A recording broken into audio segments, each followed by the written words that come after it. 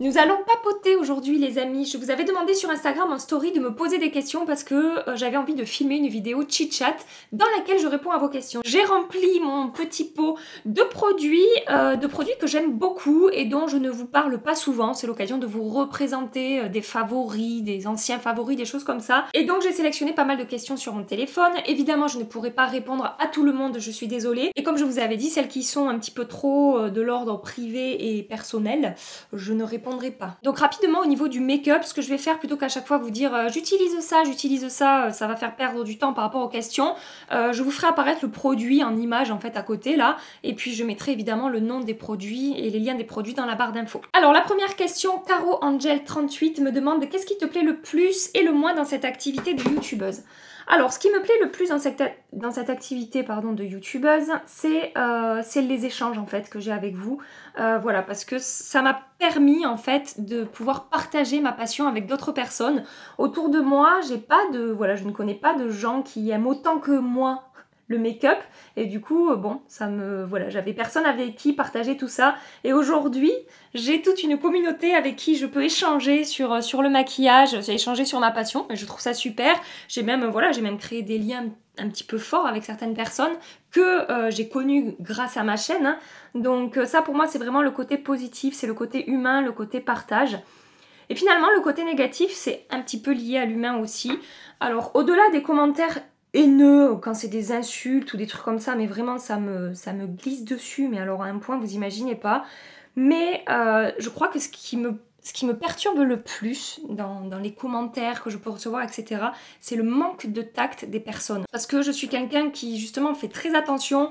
Enfin, j'essaye vraiment, après personne n'est parfait évidemment, je ne dis pas que, que je ne blesse jamais personne ni quoi que ce soit, mais je fais toujours attention à ne pas blesser les gens, même si j'ai quelque chose à dire qu'il faut que je dise et que c'est pas forcément quelque chose de très agréable à dire, je fais toujours attention à la manière dont je le dis. Et du coup, quand je fais face à des personnes qui n'ont aucun tact et qui s'en fichent de blesser, qui s'en fichent d'être désagréables, moi personnellement, ça me touche et ça me perturbe. Alors deuxième question, Aurélie Diva ou Aurélie Diwa, je sais pas. Coucou, j'ai l'impression que tu reçois peu de produits par rapport à d'autres youtubeuses et que tu achètes beaucoup par toi-même. Est-ce un choix perso? Bonne journée. Alors oui, effectivement, j'achète beaucoup de produits par moi-même. Alors attendez juste, petite parenthèse make-up. Je vais utiliser aujourd'hui une palette de Viseart. Pourquoi? Parce que j'ai pu voir à la journée presse de Sephora, alors voir sur les stories, puisque je ne suis pas conviée aux journées presse Sephora, que la marque Viseart va arriver en France. Voilà, aujourd'hui je vais utiliser celle-ci, c'est la palette Théorie. Alors pour répondre à cette question, comme je vous disais, effectivement j'achète beaucoup de produits par moi-même. Est-ce que c'est un choix? Non, c'est juste que je pense que je n'ai pas encore assez d'influence, je ne sais pas, je n'ai pas encore assez d'abonnés pour intéresser les marques. J'ai reçu quelques mails où on me demande mon adresse postale et puis finalement j'ai trop rien reçu. Je sais pas, peut-être que les marques ont peur aussi de mon honnêteté par rapport aux produits, j'en sais rien. Mais bon, c'est pas grave, j'ai pas créé ma chaîne pour recevoir des produits gratuitement. Donc même si c'est pas un choix et qu'effectivement ça allégerait bien mon budget make-up de recevoir un petit peu plus de produits, je suis pas contrariée, je suis pas dans la demande, ça viendra quand ça viendra, et puis si ça vient pas, et bien, tant pis, je continuerai à acheter mes produits moi-même et à sélectionner mes produits, et je n'ai pas vraiment de problème avec ça. Et je vais enchaîner avec une question qu'on m'a énormément posée. Je crois que c'est la deuxième question qui est le plus revenue, et je vous avoue que je comprends pas trop cette question et l'intérêt de cette question. Vous voulez absolument savoir combien je dépense par mois en make-up.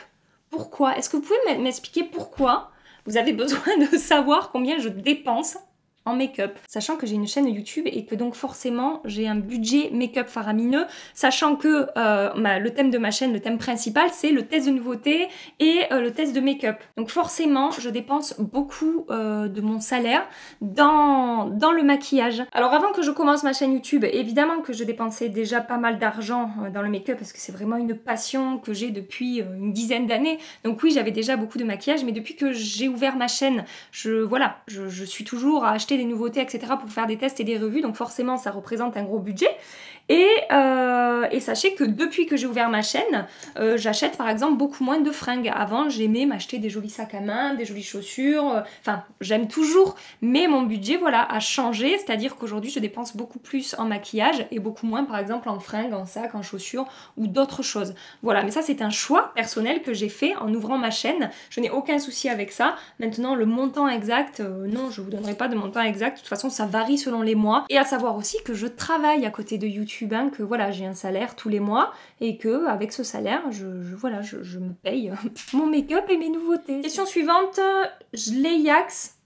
T'arrive-t-il de sortir sans maquillage? Oui, ça m'arrive de sortir sans maquillage. Alors, pas souvent. J'aime tellement prendre le temps de m'asseoir là devant mon make-up et de jouer, de m'amuser avec mon maquillage que tout prétexte est bon pour se maquiller et que des fois même je ne sors pas de chez moi et je me maquille parce que j'ai juste envie de jouer avec mon make-up. Voilà. Mais après ça me dérange pas forcément de pas sortir maquillée. Je suis pas non plus super à l'aise hein, quand je sors pas maquillée par rapport à mes sourcils. Vous savez que je déteste mes sourcils. Voilà, mes cernes qui sont bien marquées. Mais bon, si je dois le faire, je le fais. Et puis on est comme on est, j'ai envie de vous dire. Ensuite, Jude Abricot 37 qui me dit « Ravie d'avoir trouvé une nana drôle et pétillante ». Merci beaucoup, c'est très gentil. Pas trop dur de tout concilier, YouTube, travail, etc. Bisous. Alors, pour répondre à cette question, oui et non. Il y a des fois, c'est très compliqué pour moi et il y a des fois, ça va. Ça dépend les périodes, ça dépend de mon état de fatigue, etc. Il y a des moments où je suis pas forcément énormément sollicitée en énergie, en investissement dans mon travail à côté. Du coup, j'ai la pêche et ça me dérange pas de me lever tôt le matin pour filmer, etc. Et il y a des périodes, il y a des périodes où, voilà, où je m'en souviens, en début d'année, j'ai enchaîné les formations, les salons, etc. Et je produisais mon contenu YouTube et j'étais carrément claquée et fatiguée. Et c'est vrai que voilà, je me lève souvent à 6 h du mat pour filmer, je rentre du boulot le soir, je monte mes vidéos, plus répondre aux commentaires, plus répondre sur Instagram et produire un peu de contenu sur Instagram. Je vous avoue que je suis pas hyper assidue sur Instagram. Plus répondre aux mails, etc. C'est un très gros rythme que je tiens maintenant depuis 2 ans et demi, bientôt 3 ans. Et voilà, il y a des moments où ça va et il y a des moments où franchement j'en bave un petit peu. Mais ça c'est pareil, c'est un choix personnel que j'ai fait d'ouvrir une chaîne YouTube et voilà, de m'y investir autant. Je l'assume, hein. J'essaie de pas trop me plaindre, ça m'arrive des fois quand même hein, de dire voilà, je suis claquée aujourd'hui, j'en ai marre. Mais le lendemain je me dis bon Gabi allez, c'est toi qui as voulu ça, ça te plaît, tu te régales de faire ça, donc on se réveille et on y va. Après, quand j'ai réfléchi, quelque chose qui a beaucoup changé depuis que j'ai ouvert ma chaîne YouTube.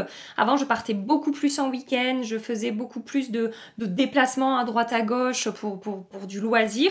Aujourd'hui, j'ai beaucoup moins le temps de faire ça. Quand je pars en week-end quelque part, ça me demande un investissement en temps et en énergie en amont qui est quand même assez conséquent. Et là, par exemple, je pars 10 jours en vacances et il a fallu que je produise 9 vidéos en une dizaine de jours pour pouvoir continuer à produire mes vidéos sur YouTube. Et donc, je vois, dans ces périodes-là, je vois un petit peu moins mes copines, je vois un petit peu moins ma famille. On est toujours sur le choix personnel, je ne me plains absolument pas. Je sais très bien que là, je pars 10 jours en vacances et vous auriez eu aucun souci à ce que j'arrête pendant 10 jours. C'est moi, hein, c'est moi par rapport à ce que j'attends de moi et par rapport à ce que j'ai envie de réaliser en fait. Et j'ai pas envie de faire de posts sur YouTube, j'ai envie d'être là au rendez-vous avec vous, avec mes 2 vidéos par semaine. Et du coup, je m'impose ce rythme-là. Mais on est toujours sur le choix personnel, donc je vois pas pourquoi je me plaindrais en fait de ça. Voilà, je suis désolée si j'écorche vos pseudos, je ne suis pas sûre hein, de la prononciation. J'ai une question de Mrs. Ragé. Je suis désolée si tu passes par là. Envisages-tu de te consacrer davantage à YouTube et si cela te permet de quitter ton travail? Donc aujourd'hui me consacrer plus à YouTube, oui j'aimerais énormément hein, pouvoir me consacrer un petit peu plus à YouTube, pouvoir vous proposer même toujours dans le make-up des contenus un petit peu plus, des fois un petit peu différents. Mais clairement là avec mon travail à côté comme je vous dis je ne peux pas, c'est juste humainement pas possible, voilà. Maintenant c'est clair que si je pouvais je le ferais, j'en ai vraiment envie mais pour l'instant je ne peux pas puisque je ne peux pas vivre de YouTube à l'heure actuelle, hein. Je n'ai pas assez de revenus YouTube pour pouvoir me sortir un salaire ne serait-ce qu'un SMIC, hein. Donc voilà, oui l'envie y est de me consacrer beaucoup plus à YouTube, mais pour l'instant je ne peux clairement pas. Et sans regarder mon téléphone, il y a une autre question qui est beaucoup revenue, je vais y répondre pendant que je fais mon trait de liner. Le travail que je fais, j'ai déjà répondu mais des dizaines de fois je crois. Mais c'est pas grave, je vais vous refaire un petit topo, ça va aller très vite. Je travaille dans le tourisme, je suis community manager pour un office de tourisme. Alors quand je dis un office de tourisme, c'est un office de tourisme qui représente en fait toute une communauté de communes. C'est-à-dire qu'on travaille sur un peu moins de 40 communes. Je m'occupe aussi des relations presse et relations blogueurs-influenceurs, donc c'est-à-dire que voilà, soit c'est les gens qui viennent à nous, soit c'est moi qui vais les chercher, et j'organise des accueils en fait sur le territoire selon différents thèmes, par exemple la gastronomie, l'art de vivre, le côté balnéaire, le côté nature, et selon ces thèmes, j'organise tout un programme. Et j'accompagne ces personnes sur le territoire pour découvrir le territoire et pour qu'après, voilà, il y ait des articles dans la presse ou dans des magazines ou sur des blogs, etc. Voilà, donc ça c'est vraiment une partie de mon boulot qui me plaît énormément. Et ensuite, sachez également que je peux faire de l'accueil en office de tourisme quand il y a besoin de renfort ou quand il y a besoin, voilà, il y a des gens en formation ou en congé et qu'il y a besoin de quelqu'un de supplémentaire dans un office de tourisme. Ça m'arrive, voilà, d'aller faire de l'accueil aussi, par exemple cet été quand on est en pleine saison. J'ai quand même pas mal bossé en office de tourisme. Ensuite, j'ai une question de Arlene Jake. Est-ce que tu aimerais vivre de YouTube ou est-ce que tu trouves ton équilibre comme ça? Alors, je vais pas vous mentir, évidemment, j'aimerais pouvoir vivre de YouTube, même si mon boulot dans le tourisme, voilà, me plaît. YouTube, ça reste, enfin, le make-up, ça reste ma passion numéro 1 et c'est ce avec quoi je me régale le plus dans ma vie aujourd'hui, voilà, de faire mes vidéos, de papoter avec vous, de partager tout ça, de tester tous ces produits et tout.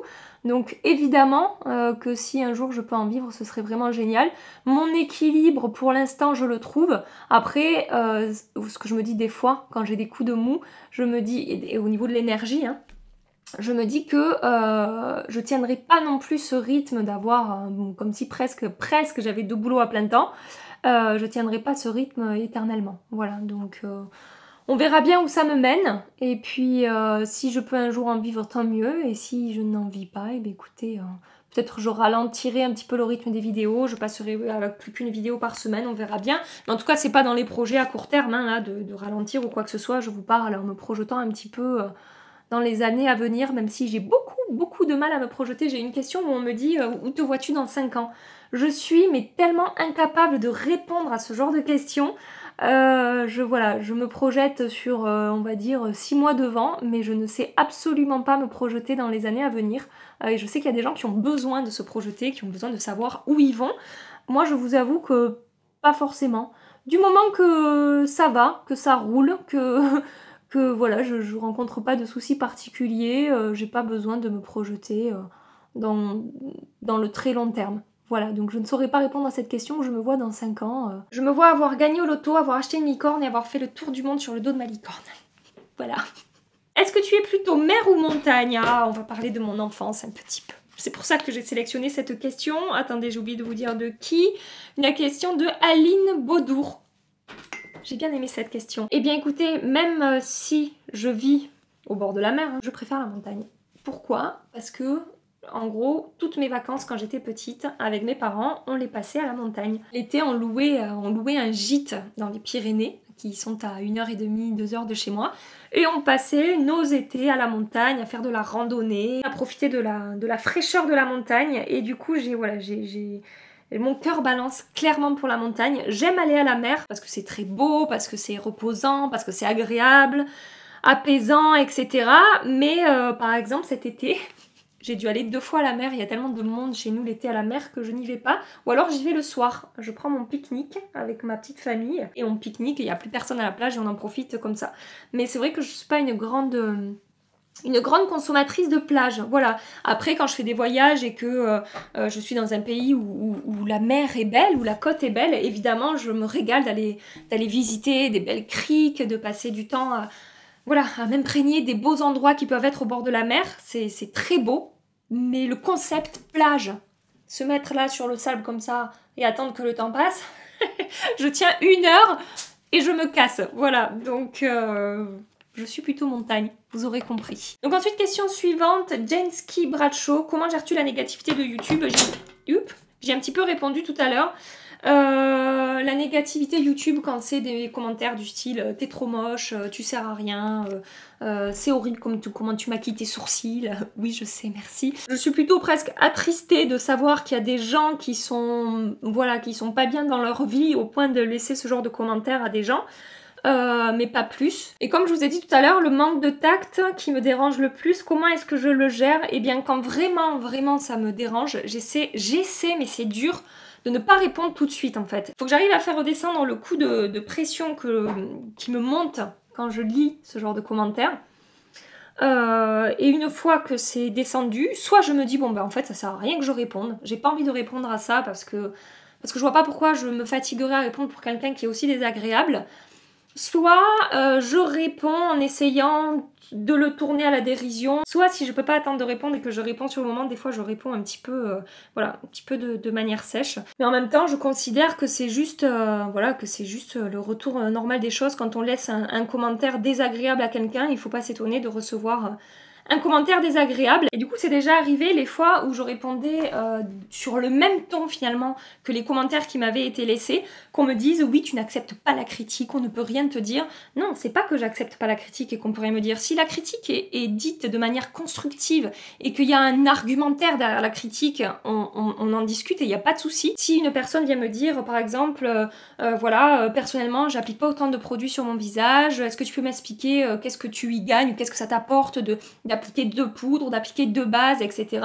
Plutôt que de me laisser un commentaire je comprends vraiment pas pourquoi tu mets autant de produits sur ton visage, ça sert à quoi? Beaucoup d'autres produits avec plein de points d'exclamation. Enfin, je veux dire, il y a de la critique constructive et de la critique non constructive. Et aujourd'hui, j'ai l'impression qu'en tant que youtubeur, on devrait prendre la critique et se taire en fait. Si je suis pas d'accord avec la critique, j'ai le droit de le dire et j'ai le droit de répondre sur le même ton que le commentaire qui m'a été laissé. Je tiens à vous le dire, on est youtubeur, on s'expose forcément à ce genre de réaction, à ce genre de commentaires parfois un petit peu farfelus.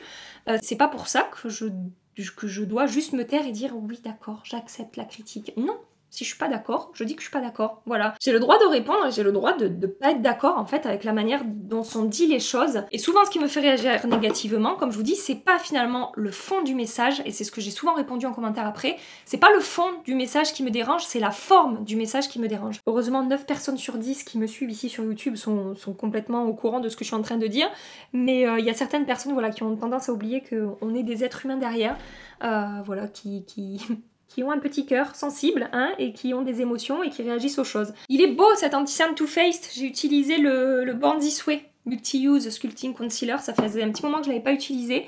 Il est vraiment canon ce produit. Alors, Karina Fefe, je ne sais pas trop. Reçois-tu des partenariats et tests de produits que tu refuses? Comment gères-tu tes choix? Alors, partenariats que je refuse, j'ai des mails de partenariat quasiment tous les jours sur ma boîte mail Gmail.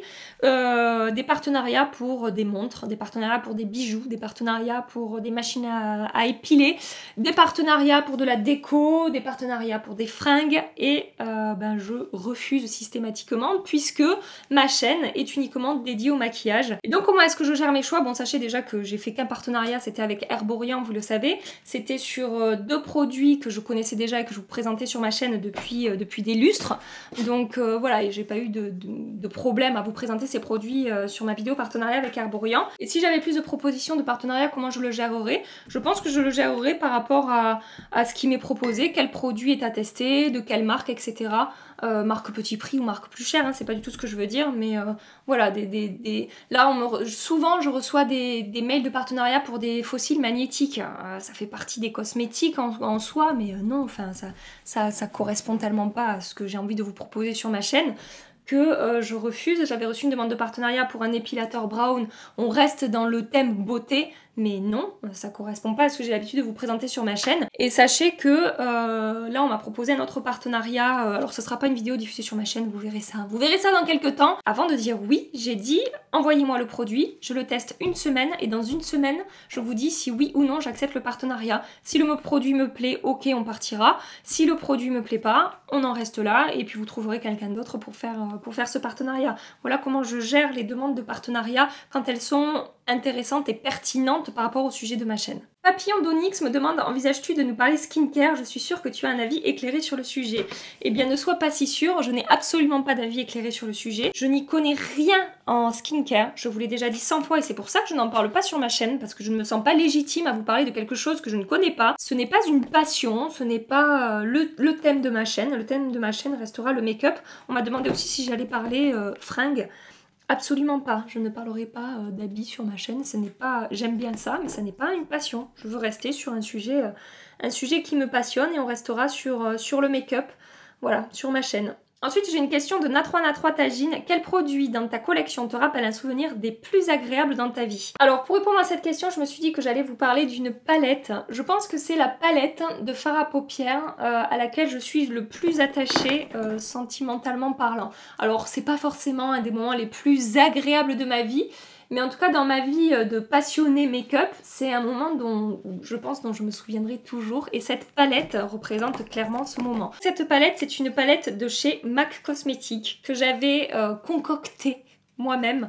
En fait, l'histoire derrière cette palette, c'est que il y a 10 ans de ça à peu près, c'est déclenché ma passion pour le make-up. J'ai déjà raconté dans une autre vidéo comment c'est venu, comment j'ai appris à me maquiller, toutes ces questions-là.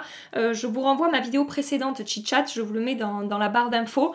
Vous aurez toutes les questions voilà, sur comment j'ai appris à me maquiller, quand est-ce que c'est venu, pourquoi, etc. Et donc ça faisait quelques mois maintenant que j'avais été piquée par cette passion maquillage et que je regardais beaucoup de vidéos de Julie Loves MAC qui parlait souvent de MAC Cosmetics. Et donc cette petite palette, je me la suis concoctée la première fois que j'ai mis les pieds dans un magasin MAC. Et à l'époque, je sais pas si vous vous souvenez, hein, mais à l'époque où je suivais ce genre de vidéos, genre MAC, c'était la marque de make-up qu'il fallait absolument avoir, qui était géniale, qui avait des produits absolument merveilleux, etc. Et donc j'étais en amour devant tous ces produits MAC que je voyais passer sur YouTube. Et je voulais, voilà, je rêvais de pouvoir aller chez MAC. Et moi, dans ma petite contrée, il n'y a pas de MAC Cosmetics, hein. Le premier à l'époque était du coup à Toulouse, je crois. Et donc j'étais partie passer un week-end à Marseille. Et à Marseille, il y avait un MAC Cosmetics et j'étais rentrée pour la première fois de ma vie chez MAC et j'étais complètement éblouie parce que je voyais des blushs partout, des fards à paupières partout, des pinceaux, des crayons, c'était chouette. J'étais comme une enfant et donc je me suis concocté cette palette. Je m'étais fait une liste des fards à acheter chez MAC Cosmetics et forcément il y avait le fard club, forcément il y avait le satin top, forcément il y avait le fard sketch. Et celui-là, me demandez pas pourquoi je l'ai mis, mais je sais pas. Et donc cette palette, je pense que je la garderai toute ma vie parce que ça a été mon premier achat vraiment make-up, voilà, de marque professionnelle, il y a 10 ans de ça, et rien que pour ça, je la garderai. C'est un très très bon souvenir. J'étais avec Maxou déjà à l'époque, alors c'était pas il y a 10 ans, je vous dis des conneries, c'était il y a 8 ans. Du coup, puisque ça fait 8 ans que je suis avec Maxime, et c'était la première année où on était ensemble. On m'a beaucoup posé la question, est-ce que tu comptes avoir des enfants? Des quoi? Question de Jean-Marie 14, comment tu fais pour stocker toutes ces choses que tu achètes tout le temps?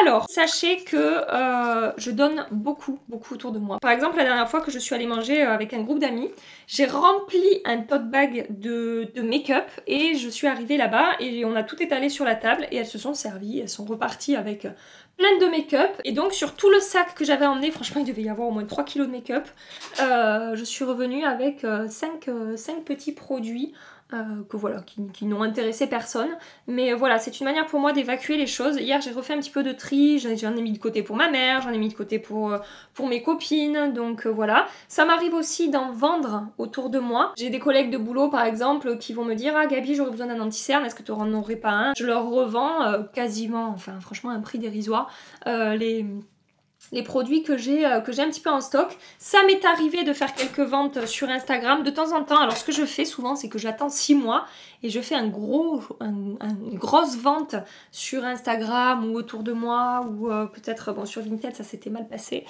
Il y avait une personne qui me suivait sur Instagram qui était allée signaler à Vinted que pour les produits que je vendais n'étaient pas des produits tout neufs, donc tout avait été bloqué, annulé, etc. Merci les gens. Et donc là, petit à petit, je suis en train de remplir un sac de produits que je n'utilise pas, qui sont pas très vieux, hein, ou des fonds de teint qui ne me conviennent pas ou quoi. Et je ferai une vente, un de ces quatre, je ne sais pas où encore, soit sur Instagram, soit sur Vinted. Je vous mettrai le pseudo de mon compte Vinted dans la barre d'infos si ça vous intéresse. Mais je ne sais pas quand, je ne sais pas quoi. Et sûrement quand je serai rentrée de vacances, peut-être en octobre ou en novembre, on verra bien. Mais voilà comment j'essaie de gérer mes stocks. J'ai une question de Wonderland 1008. La partie que tu préfères faire quand tu te maquilles? La partie que je préfère faire quand je me maquille définitivement, c'est le teint. J'adore jouer avec mes produits teint, vraiment. Les yeux, j'aime bien. Mais vous savez que je me fais pas non plus des make-up hyper sophistiqués, hyper colorés, hyper artistiques, tout simplement parce que premièrement je n'ai pas le niveau et deuxièmement je porte des make-up que j'aime et qui me correspondent, hein. Je porterai pas des make-up que je n'ai pas envie de porter. C'est quelque chose qui revient souvent sur ma chaîne, ça. Ah, tu fais tout le temps le même genre de make-up, ouais, tu pourrais faire des make-up plus colorés, plus flashy, plus originaux. Non, en fait, je vous l'ai déjà dit, hein, mais je ferai des make-up avec lesquels je me sens bien, avec lesquels je suis à l'aise, que j'ai envie de porter, avec des couleurs qui me correspondent. Je vois pas pourquoi on me dit souvent ah, tu pourrais sortir plus souvent de ta zone de confort, mais au niveau du make-up, j'ai pas envie de sortir de ma zone de confort parce que j'ai envie de passer une bonne journée. J'ai pas envie de passer une journée où je me dis oh putain je suis trop maquillée, oh, mais pourquoi j'ai fait ça? Et enfin non en fait, j'ai pas envie de ça. Et puis de toute façon comme je vous dis aussi souvent, je suis pas make-up artiste et on n'est pas sur une chaîne de tutoriel en fait. On est sur une chaîne où je vais tester le make-up. Donc du moment que je teste différents fards et que je vous donne mon avis sur les fards, en soi le make-up que je réalise, c'est pas le sujet principal quand je fais des vidéos revues en fait, je sais pas comment vous dire. Si vous recherchez des make-up hyper sophistiqués, de toutes les couleurs de l'arc-en-ciel, etc., c'est sûr que c'est pas sur ma chaîne que vous le trouverez. Je vous conseille d'aller voir des chaînes comme par exemple Marion Caméléon, qui est une vraie artiste, qui sait se maquiller, mais à la perfection au niveau de ce qu'elle réalise sur les yeux. Moi je suis admirative et bluffée de voilà, des réalisations make-up de cette fille. Moi clairement je suis incapable, mais genre incapable de faire ce qu'elle fait. J'essaierai même pas, à part si je veux me ridiculiser. Je n'essaierai même pas. Et sinon la partie donc que je préfère faire, définitivement le teint, jouer avec les textures, les matières, voir comment ça va se fondre à la peau, voilà, structurer un petit peu mon visage, apporter de la vie avec le blush. C'est vraiment cette partie-là, je sais pas ce que je suis en train de chercher, si je suis en train de chercher un mascara. C'est vraiment cette partie-là que je préfère et c'est vraiment avec les produits teint que je préfère jouer, même si j'aime énormément les belles palettes, hein, c'est pas ce que je veux dire. Hein. J'ai fini mon maquillage, je mets un dernier produit, ça sera... Oh putain, je fais tout tomber. Ça sera le spray fixant, enfin de finition de Morphe. Et vous du coup c'est quoi la partie make-up que vous préférez réaliser? Les yeux, le teint, les lèvres? Dites-moi en commentaire. Je recule parce que comme ça vous voyez le résultat final avec les cheveux lâchés, mes cheveux qui sont mouillés, hein, que voilà, je n'ai pas encore vraiment coiffé. Donc oui, dites-moi en commentaire vous quelle est l'étape make-up que vous préférez réaliser. Je l'ai trouvé sympa cette question. Voilà, ben, je crois que j'ai répondu, enfin je vais m'arrêter là, ça fait juste 1h30 que je filme, donc je pense que ça suffit pour cette vidéo chit-chat. J'espère que cette vidéo papotage vous a plu, si c'est le cas pensez à la liker avant de partir. Je vous accroche ici une autre vidéo chit-chat dans laquelle j'avais répondu déjà à pas mal de questions. En attendant ma prochaine vidéo, je vous fais des milliards et des milliards de bisous. Prenez soin de vous et à très bientôt. Bye bye!